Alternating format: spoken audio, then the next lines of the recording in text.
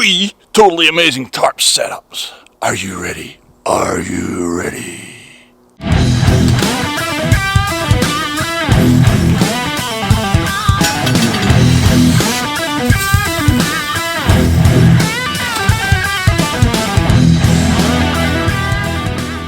Alright, today's video is short and to the point. I'm going to be showing you 3 setups for a 3 meter by 3 meter DD tarp. Stay tuned. As you can see, there's lots of tie-offs on this tarp. It's great for a whole bunch of different configurations. If you want to know the technical stuff, that's all the details. Let's get stuck in. Right, so you got to check a couple of things before you even start setting up your tarp. Firstly, you got to look above you. Make sure there's no dead standing trees or branches sort of dangling, ready to fall on you. So once you check for that, then you got to check the ground.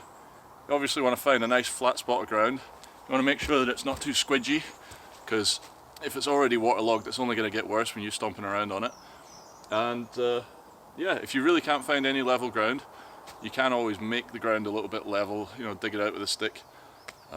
It's a lot harder work, but if you're in a pinch, then, you know, I've done that before and it's worked pretty good. It's better than sleeping on an angle or like on a slope. Right, so the first setup I'm going to go for is the A-frame. It's a standard setup. It's pretty much your go-to for really heavy rain, pretty bad weather. It's simple, it's quick, and it gets you out of the weather. Right, so to tie your ridgeline up, you just make a little X with this piece going over the top. You go over one loop, so it's wrapped around. You then go under that piece, and then you poke it through like that. And then that creates a nice hitch that will hold pretty much any weight. If you want to make it extra safe, you can put the little loose end through the quick release, and that way if somebody pulls this, it won't come loose. So that's the one side done. I'll show you how to do trucker's hitch on the other side.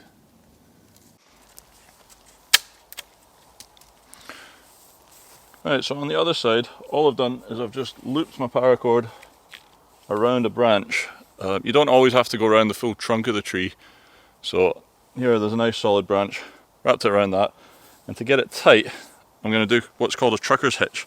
So you just create a loop, you then pull from the lower end, or the further away end from what you've already tied off. You pull a little bite like that. You then take your loose end that you've already wrapped around the tree or whatever, you thread it through that loop, and that creates a ratchet. A bit long. There we go. Right, so that creates now a ratchet. So all you do is you just pull that back and you can get this super tight. So get that nice and tight, and just a simple overhand knot secures it. And what I usually do is double that up with another overhand. Create a little bow. And this stuff, just dangle that anywhere. But that is nice and tight now. Right, at this stage you've got 2 options. You can either throw your tarp over the top of your ridgeline, which if it's heavy rain you don't want to do, because the rainwater might run down your line and it actually comes under your tarp then. So if it's heavy rain, that's not a good idea, but it is faster, so sometimes I do that too. But for the purposes of this video, I'll just hook it on. So first step, unfold your tarp. So one of the easiest ways to attach your tarp to the ridgeline is just with a simple stick. So you basically just take the loop, you thread it through like that, you put a stick through there, and you just pull it tight. And that will hold. Woo! Well, that's not a very good advert for the pressing knot.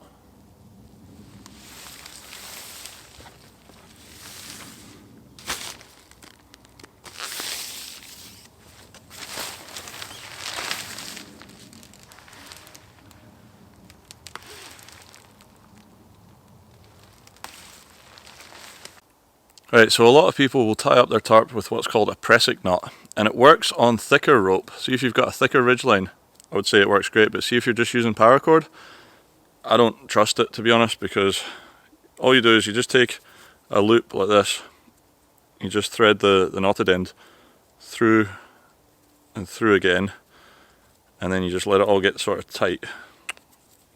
You let it all get tight without overlapping anything. You end up with like a little monkey's fist. It's very, very popular and you see it used all the time. And it does work. Like I say, on thicker rope it works. But see, on paracord, it just slides. And it might grip sometimes, but it can let you down. And I've had it let me down before. So I'm going to show you a different knot, which works, I think, better. So now I just keep a little loop or a little bit of rope attached to my tarp at all times, and all I do is you come along next to your ridge line, you make like a little right angle like that, you then wrap the rope around inside that, so you're going around probably 4 times. If we go around 4 times, then we're matching the amount of times that the pressing knot's gone around. Right, so there we go, 4 times round, and then all you do is you just come up to make like a box, and then you poke this bit through there so it's quick release. Now that, you see how that doesn't move? I'm pulling it really hard and it just doesn't budge at all. I consider that a better knot, and I don't think it takes any more time to do. It's just, yeah, it grips better. So, especially on thinner rope, like I say, pressing knots, they do work, but they work on thicker rope, and I think on a thin rope like this, that's the way to go.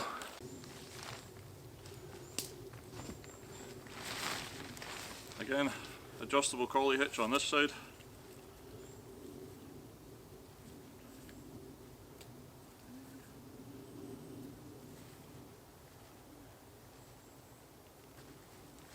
Quick knot,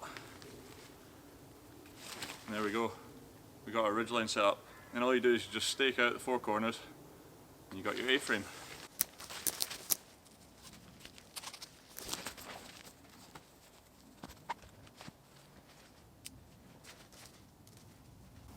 And there you have it, simple as that. Spot on. As you can see, plenty of space here for 1 person.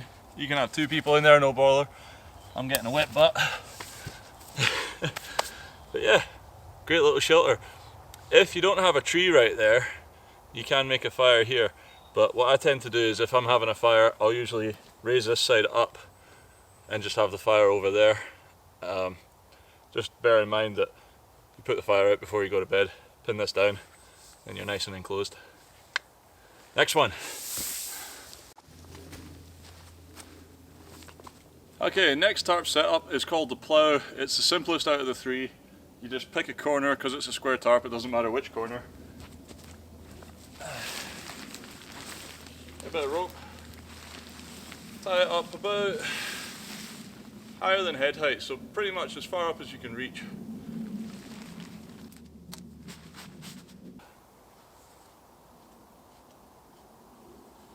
Simplest of knots. Get some pegs.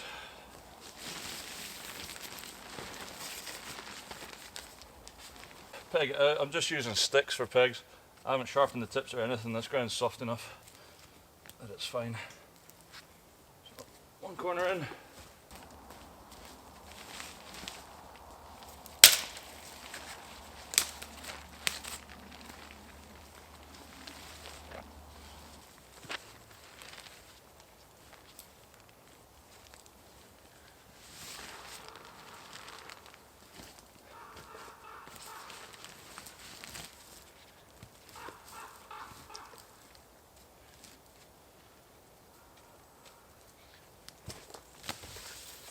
And there we have it. That is the simplest setup.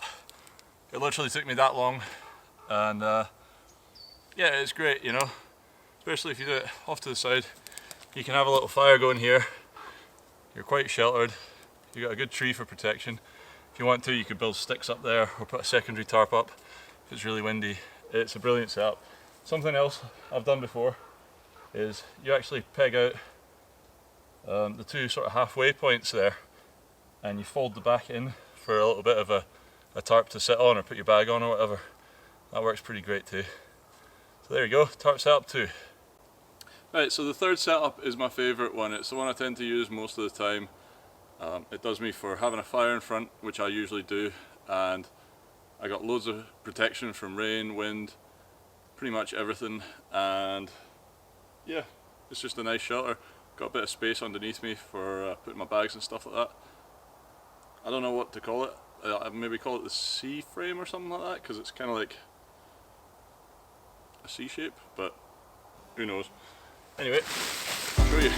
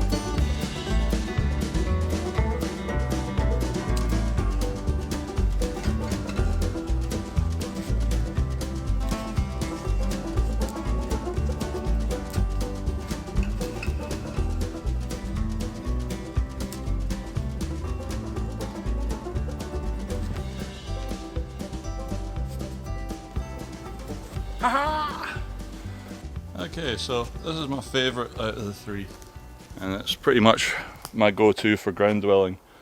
It hasn't failed me yet, and it's really waterproof. You've got this big area. The water does run off here because it's angled. All you do is you just tie up your sort of centre bit. In fact, let me talk you through how to set it up. So obviously you start off with your ridgeline, then you go one end from the corners and you tie them up just with the adjustable collie hitch, or you could use a pressing knot if you're that determined. The centre line I just did with the same way I did the first one. You just sort of loop the loop through and put a stick through it. So once you've got your 2 sort of 1-ins tied onto the ridge line, you then tie out these corners, boom, boom, and then you can tie up this just up to anything that goes that way. You could also put a stick in there, but I tend to like to not have a stick there because I make a fire here. So if I make a fire here, then you're sitting with a stick sort of in your face. So anyway, round the back, you just basically peg it out, 1 in again, so it creates like a little ground sheet. Now, a little thing, you don't see a lot of people doing this, but see if you leave this out like that and it's raining, right? The rain will come down and it will land on your ground sheet and start running in under, and you might end up with a nice big puddle there where your bag is, because your bag obviously pushes down. So it's a really, really easy way to trap a little moisture or water in your shelter if it's really heavy rain. So what I do is I just fold that over like that, just so that when the rain falls down it hits the dirt, it doesn't hit your tarp. And you've still got absolutely plenty of room. Like, that's 3 meters long, so loads of room to sleep in there or put your kit or whatever. And if you've got a fire going there, the heat kind of radiates around here and it's actually really nice and warm. So there you go, that's my my 3 tarp setups. To be honest, most of the time I'll use this setup, but everybody has their favourite, so leave it in the comments below what your favourite is, and don't forget to hit the subscribe button and the thumbs up, and I'll see you for the next one. Thank you.